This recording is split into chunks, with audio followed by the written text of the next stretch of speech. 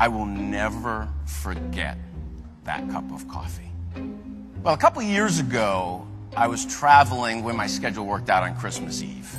I thought the airport was going to be a zoo, so I got there a couple hours early. It wasn't crowded at all, so for me, that means coffee. So I get down into my Terminal D, and I see the sign, I get in line, and so it's my turn to order.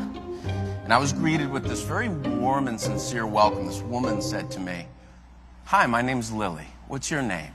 I said, "I'm Ryan." She said, "Ryan, what can I make for you today?" I said, "Well, I want a grande pumpkin spice latte." She said, "You want whipped cream on that, don't you?" I said, yeah, I want the whipped cream. She said, "I'll tell you what I'm going to do." She said, "I'm going to make it extra hot, load it up with whipped cream, sprinkle a little nutmeg on top. You're going to love it." I said, "Sounds great." She said, "Where are you going?" I said, "Cleveland." She said, "Are you going back to Cleveland to spend the holiday with your family?" I said, "Yes."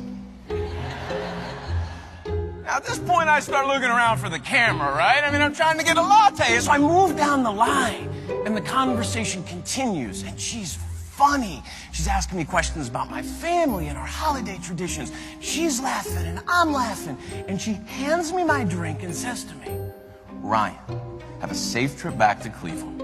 Go create some extraordinary memories with your family. When you come back through the Minneapolis airport, I want you to stop here and tell me all about it."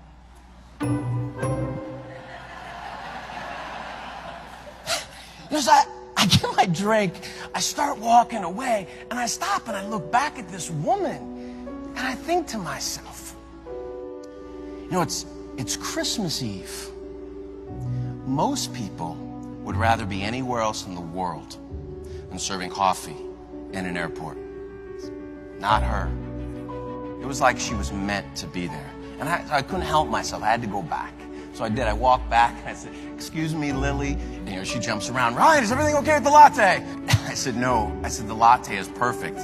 I just had to come back and ask you, what is your secret to making such meaningful connections over serving coffee?"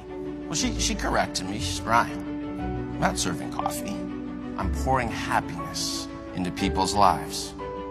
I said, "You're pouring what?" She wants to be happy in her life. She wants to be around happy people.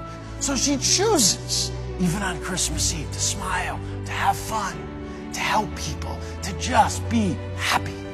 It's interesting. When I met Lily, and she would have had no way of knowing this, but I was pretty heavy in the heart and had a lot on my mind. About 3 months before that holiday, I got a call from Mom.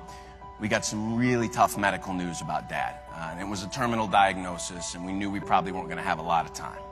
So I was sitting in that airport on Christmas Eve, not in the best place in the world.